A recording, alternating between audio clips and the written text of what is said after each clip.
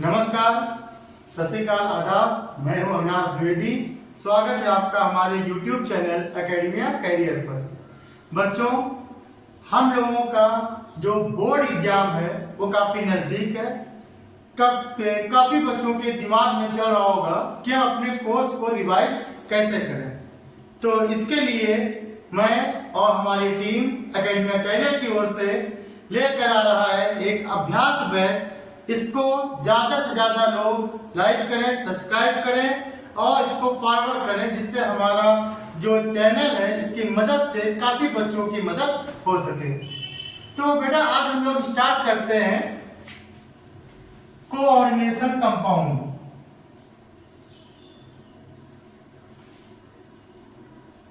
Coordination compound मतलब उप सह संयोजक यौगिक।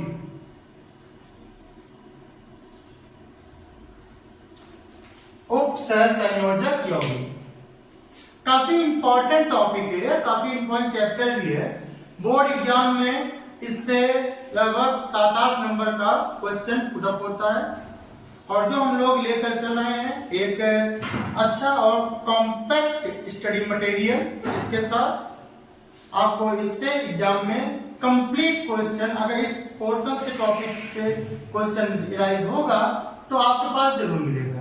ठीक है, तो स्टार्टिंग हम लोग कुछ बेसिक बातें कर ले रहे हैं। हालांकि ये रिवीजन बैच है तो जरा इसमें रिवीजन के ग्रुप से ही बात चलेगी। इसमें कुछ टॉपिक की बात कर लें, जनरल टॉपिक्स रहेंगे।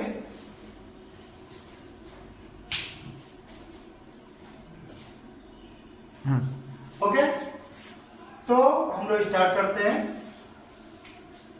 हम लोग बात कर रहे हैं पहले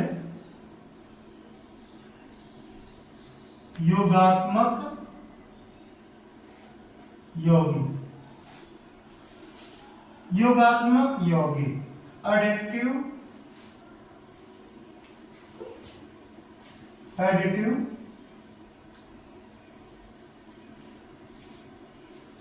कंपाउंड। एडिटिव कंपाउंड क्या होते हैं, योगात्मक यौगिक क्या होते हैं? बड़ा नाम से ही क्लियर लग रहा है कि योगात्मक मतलब होता है कि 2 और मोर देन 2 और more then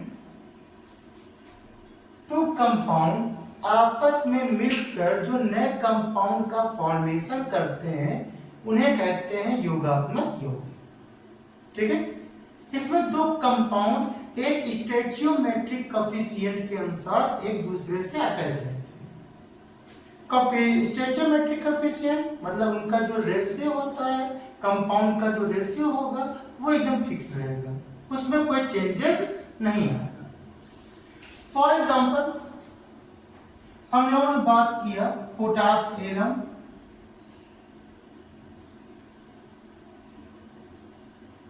potash एरम general name सबको पता है बेटा, फिटकरी। फिटकरी का फॉर्मूला होता है K2SO4 डॉट Al2SO4 का होल थ्राइस डॉट 24H2। कैसे प्रूव करें कि एडिटिव कंपाउंड है?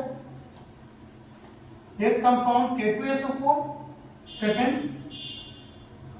Al2SO4 का होल थ्राइस, ये लोग आपस में मिलकर एक कंप्लीट कंपाउंड का फॉर्मेशन कर रहे हैं, तो इसको हम लोग क्या कहेंगे?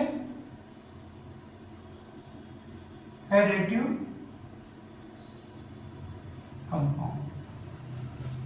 और एडिटिव कंपाउंड के अंदर ही 2 टाइप के कंपाउंड आ जाते हैं।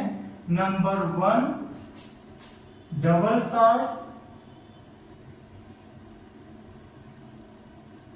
And number 2 complex double salt इसको हम लोग बोलते हैं द्विक्लमण। कॉम्प्लेक्स साल्ट इसे हम लोग बोलते हैं संकर लवण। ओके, तो फर्स्ट याद रखिएगा additive compound. Additive compound means more than two compound, two और more than two compound form one compound. दो या दो से ज्यादा साल्ट आपस में मिलकर एक न्यू साल्ट का फॉर्मेशन करते हैं। नेक्स्ट, इसके बाद इसको अगर डिवाइड करें तो टू पार्ट में, वन डबल साल्ट मतलब द्विक्लमण एंड सेकंड कॉम्प्लेक्स साल्ट मतलब संकर लवण। ठीक है, नोट करिए।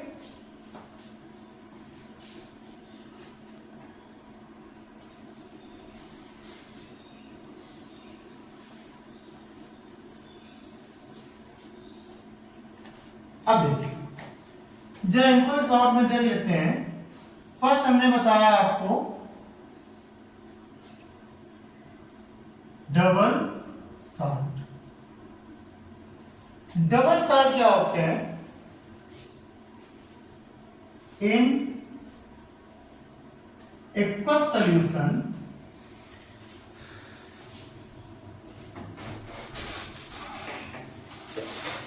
they lost their identity। Way compound जो सॉल्यूशन में जब इसको हम वाटर में डिसॉल्व करेंगे तो ये अपनी कंप्लीट आइडेंटिटी को लॉस कर देते हैं। मतलब जिनसे इनका फॉर्मेशन होता है वो अपने अपने आयनों में ब्रेक हो जाएंगे। सबसे प्यारा एग्जांपल मोहर साल्ट। मोहर salt formula ferrous FeSO4 dot NH4 का whole twice SO4 dot 6H2O। It's known as ferrous ammonium sulphate. Ferrous ammonium sulphate. इसका यूज आप लोगों ने प्रैक्टिकल में टाइट्रेशन जब कर रहे थे तब किया था आपने। ठीक है, फेरस अमोनियम सल्फेट को जब हम लोग वाटर में डिसॉल्व करेंगे तो FeNH4 एंड सल्फेट एक कंप्लीट आयन में डिवाइड हो जाएगा। मीन Fe+2 प्लस 2NH4 है तो 2NH4 पॉजिटिव, देन यहां पर 2SO4 दिखाई दे रहा है, 2SO4 निगेटिव 2 डॉट 6H2O, इसको प्लस 6H2O। इसमें कोई भी साल्ट आपको यहां पर सॉल्यूशन में दिखाई नहीं पड़ेगा, इसलिए कह देते हैं कि ये अपनी आइडेंटिटी को लॉस कर देते हैं। आप ये नहीं बता सकते हो कि ये किस टाइप का साल्ट था, फेरस के फॉर्म में था कि फेरी के फॉर्म में था। अगर ये अपने कंप्लीट फॉर्म में दिखाई देता है तब तो आप इसकी आइडेंटिटी बता सकते थे कि ये जो हमको साल्ट मिला है, जो हमको आयन मिले हैं, वो लगभग किस साल्ट का हो सकता था। लेकिन यहाँ पे आपको इसका कुछ मतलब नहीं निकलता है, तो इसे हम लोग कह देते हैं डबल साल्ट। नेक्स्ट एक एग्जांपल और देख लीजिए।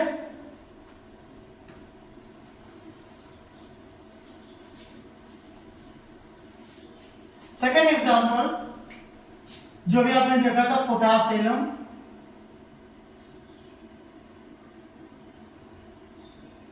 पोटासियम फिटकरी अभी हम लोग लास्ट टाइम में देख चुके हैं। K2SO4 1 साल्ट डॉट Al2SO4 का whole thrice dot 24H2O। Potassium aluminium और दोनों के साथ निगेटिव चार्ज लगाया बच्चों तो sulphate. Clear? Potassium aluminium sulphate known as potassium. हालांकि कई एग्जाम्पल होते हैं पोटासियम में, इसमें जो फर्स्ट होता है फर्स्ट ए ग्रुप का कोई एलिमेंट ले लीजिए एंड ये आपका थर्ड ए ग्रुप का कोई भी एलिमेंट ले लीजिए, ये सब फिटकरी का फॉर्मेशन करेंगे। अगर आपसे कहा जाए फिटकरी का फॉर्मूला क्या होता है, सिर्फ यही नहीं कह सकते हो, कुछ भी कह सकते हो। यहाँ पर आप लोग फर्स्ट ए ग्रुप का एलिमेंट ले लीजिए और इधर आप लोग ले लीजिए थर्ड ए ग्रुप एलिमेंट और यहाँ सल्फेट ऐड कर दीजिए, आपका फिटकरी या फिर डबल सॉल्ट का फॉर्मेशन कर देता है। अगर इसको हम लोग एक्वस सॉल्यूशन में डिसॉल्व करें तो 2K positive plus 2Al plus 3 plus SO4 के यहाँ पर टोटल 4 सल्फेट आयन दिखाई पड़ेंगे और प्लस 24 H2। तो यहाँ भी देखिए, यहाँ के जितने भी साल्ट आपको दिख रहे थे मिक्सिंग ऑफ साल्ट, वो सभी आपके आयनों में ब्रेक हो जाते। क्लियर? नोट कर लो। नेक्स्ट बेटा, अब हम लोग का जो मेन टॉपिक है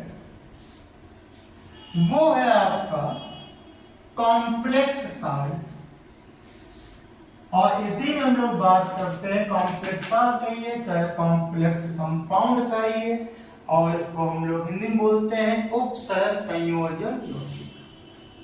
ठीक है, बहुत ही इंपॉर्टेंट टॉपिक है, बहुत ज्यादा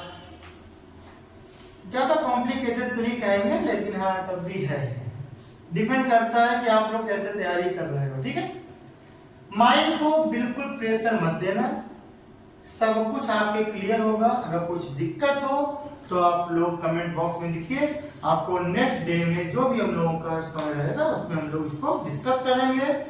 और यहाँ पर कुछ दिनों बाद आपको PDF फाइल मिल जाएगी, तो उसमें भी आप लोग क्वेश्चन सॉल्व करिए, जो दिक्कत उसको पूछिए। चलिए बात करते हैं कोऑर्डिनेशन कंपाउंड, उप संयोजक यौगिक। अच्छा बेटा, आप लोगों ने एक बॉन्ड सुना होगा, बॉन्ड 3 टाइप के होते हैं, सबको पता है। एक हो गया आपका कोवैलेंट बॉन्ड सह संयोजक, एक हो जाता है आपका आयनिक बॉन्ड वैद्युत संयोजक, और थर्ड होता है आपका कोऑर्डिनेट बॉन्ड उपसह संयोजक। ठीक है, तो यहाँ पर जो आपका कंपाउंड मिल रहा है उपसह संयोजक मिल रहा है, तो इधर आपको ये बॉन्ड दिखाई पड़ेगा। हालांकि नए सिलेबस में उपसह संयोजक बॉन्ड का कोई ज्यादा रोल नहीं है और काफी जगह इसको डिलीट कर दिया गया है, लेकिन काम हो जाता है। इसका कॉन्सेप्ट हम लोग जब पढ़ते हैं chemical bonding and molecular structure, उसमें दिखाई पड़ता है, लेकिन आजकल के जो सिलेबस आया, न्यू सिलेबस, न्यू पैटर्न आया है, इसको भी हम लोगों ने डबल बॉन्ड के रूप में दिखा दिया है, लेकिन इसका यूज बहुत है। इसे हम लोग कहते हैं बेटा coordinate bond. Coordinate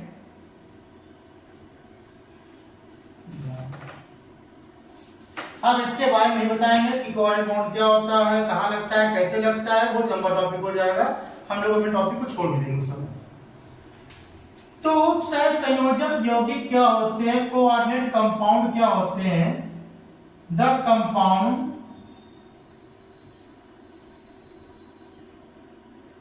who does not lose their identity,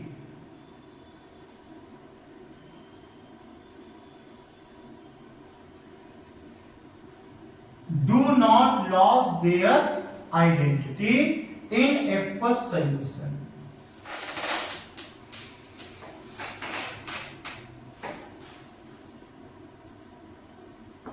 aqueous solution में ये अपनी आइडेंटिटी को लॉस नहीं करते हैं, या ये भी कह सकते हो for complex ion in solution. सबसे अच्छा एग्जांपल पोटेशियम फेरोसाइनाइड, काफी याद ही होगा, कई बच्चों को याद होगा, K4FeCN6। अगर इसको हम ब्रेक करें, ब्रेक क्या मतलब आयनाइज कराएं, H2O सोल्यूशन में इसको डिसॉल्व कराएं, तो बेटा ये आपका कोऑर्डिनेट कंपाउंड है, सॉरी ये आपका कोऑर्डिनेट कंपाउंड है और यहां से ब्रेक हो जाएगा। 4K positive plus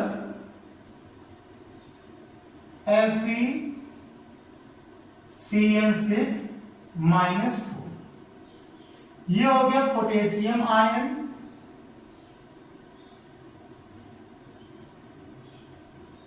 potassium ion, और ये हो गया फेरोसाइनाइड,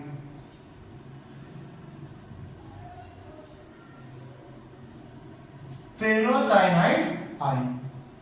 ये जो फेरोसाइनाइड है देखिए, ये इतना ज्यादा कोऑर्डिनेट कॉम्प्लेक्स होता है कि डिवाइड हो सकता है। इसको आप सोचो कि इसको हम डिसॉल्व कर दें, साइनाइड को अलग कर दें एंड फेरस को अलग कर दें, तो ये पॉसिबल नहीं है। ये आयन जो होते हैं जो आयनाइज ना हो सके, ऐसे आयन को बोला जाता है कॉम्प्लेक्स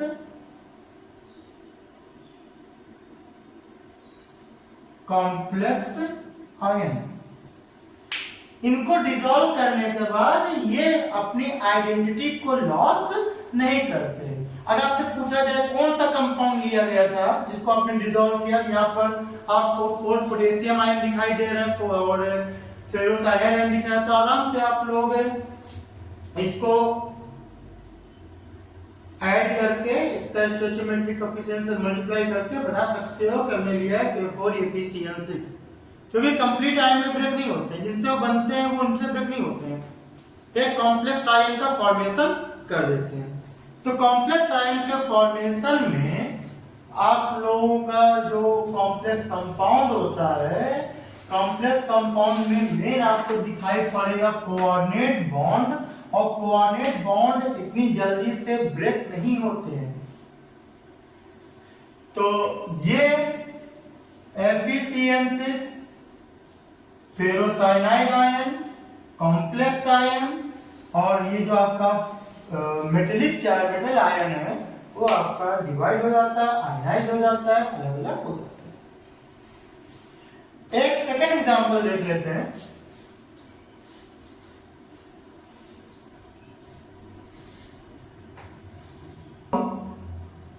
Cu NH3 का होल 4 SO4 सल्फेट, इसको जो आयनाइज कराएंगे तो ये होता है Cu NH3 का होल 4 2 प्लस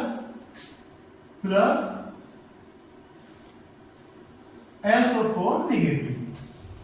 अब इसको हम सोचे फर्दर यहाँ पर H2O में डिसॉल्व करके इसको आयनाइज कर सके, इट डजंट पॉसिबल। ठीक है, ये ब्रेक होने वाले नहीं। क्लियर? तो इसको हम लोग बोल देते हैं बेटा कॉम्प्लेक्स आयन। बस समझा भी हुई कि कॉम्प्लेक्स कंपाउंड क्या होते हैं, they do not loss their identity, ये अपनी आइडेंटिटी को लॉस नहीं करते हैं। सॉल्यूशन में कॉम्प्लेक्स आयन का भी फॉर्मेशन होता है, अगर जो स्फीयर के बाहर होते हैं तो उनको हम लोग अलग करते हैं।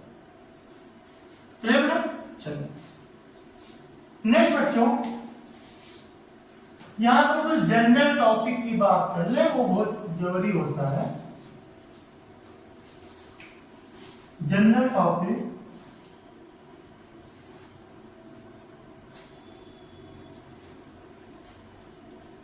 about coordination compound. First, coordination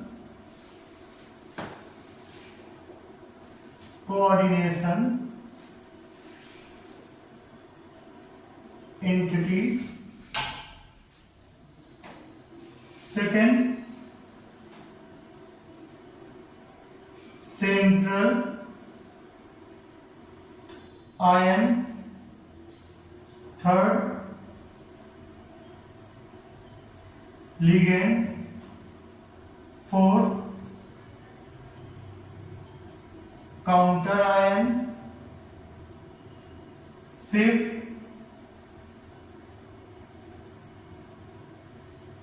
coordination sphere, ठीक है। Six bidentate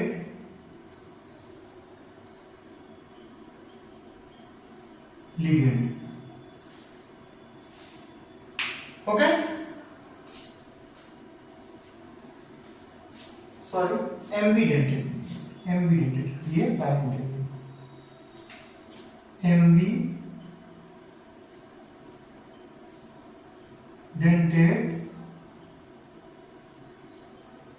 ligand.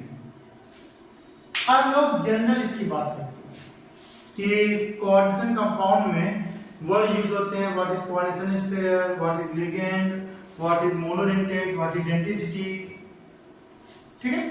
तो इन सब को अगर आपको क्लियर होगा, ये सब बातें क्लियर होंगी, तो आपको आईपीएससी नेम और इसके नेचर के बारे में मालूम क्या चलेगा।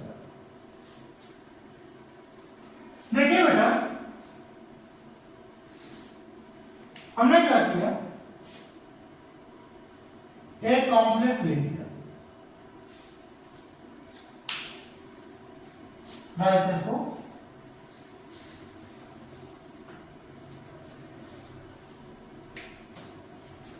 कोई कॉम्प्लेक्स लेते हैं, लार्ज ब्रैकेट, ये होता है आपका स्मॉल ब्रैकेट, इसके पहले लिखा जाता है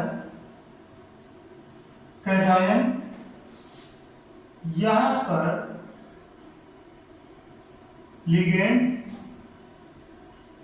लिगेंड के नंबर,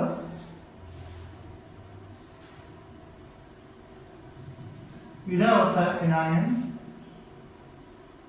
और ये लिखते हैं लोग मेटल, ठीक है। कैटायन है positive charge,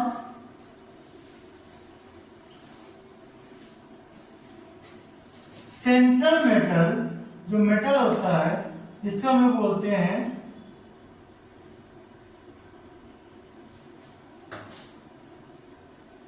central metal ion, ligand और है निगेटिव चार्ज।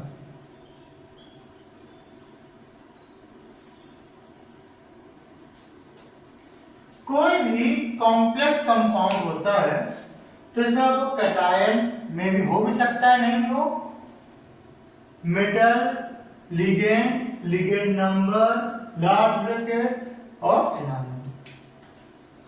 ये जो लार्ज ब्रैकेट होता है इससे हम लोग डिनोट करते हैं कोऑर्डिनेशन,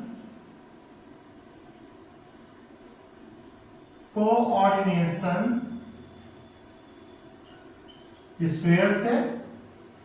और जो आपके पास पॉजिटिव और निगेटिव चार्ज जो स्फीयर के बाहर होते हैं इससे हम लोग बोलते हैं काउंटर आयन,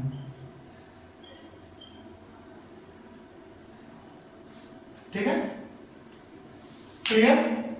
पहला क्वाड्रेंटिटी, यहां से यहां तक, मतलब जो कुछ भी कोऑर्डिनेशन कंपाउंड में कोऑर्डिनेशन स्फीयर दिखाई दे रहा है उसके अंदर यहां से यहां तक कुछ भी होता है उसे हम बोलते हैं कोऑर्डिनेशन एंटिटी। बात क्लियर हो गई।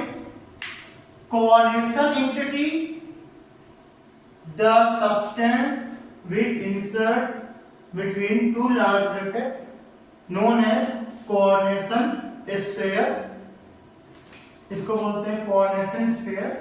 कोऑर्डिनेशन स्फीयर के अंदर जो कुछ भी होता है, जो सब्सटेंस आयन होते हैं, वो पूरा कॉम्प्लेक्स फॉर्म में बोला जाता है कोऑर्डिनेशन एंटिटी। उसके बाद कैटायन एनायन जो कोऑर्डिनेशन स्फीयर के बाहर होते हैं उनको हम लोग डिनोट करते हैं known as counter ion.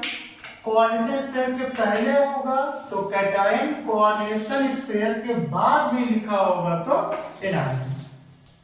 Cation और एनायन दोनों को मिलाकर बोला जाता है काउंटर आयन।